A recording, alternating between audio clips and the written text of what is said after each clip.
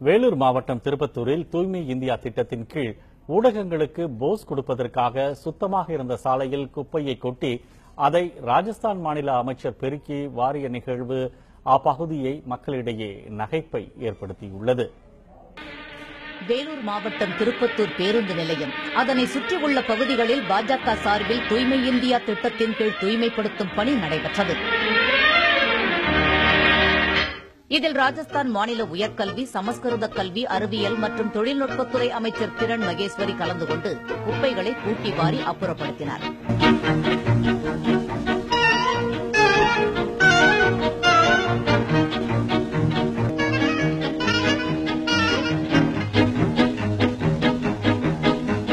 ராஜஸ்தான் அமைச்சர் தூய்மை இந்தியா திட்டத்தை துவங்குவதற்கு முன்னதாக சிறிய குப்பை வண்டி ஒன்றை சாலையோரம் நிறுத்தி அதிலிருந்து ஓரிரண்டு வெள்ளை காகிதங்களை துப்புரவு பணியாளர் ஒருவர் சாலையில் வீசிவிட்டு சென்றார்.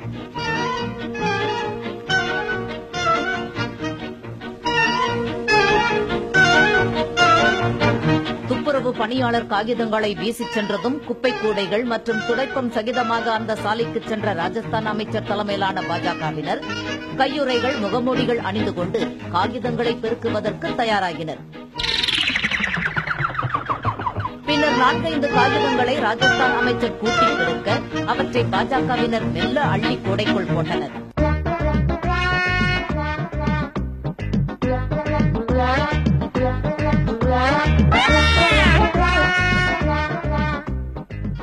ஒரு சிலர் தங்கள் கையோடு கொண்டு சென்ற வெள்ளை காகித துண்டுகளை அமைச்சர் பெருக்குவதற்காக பின்னால் நின்றபடி வீசினர்.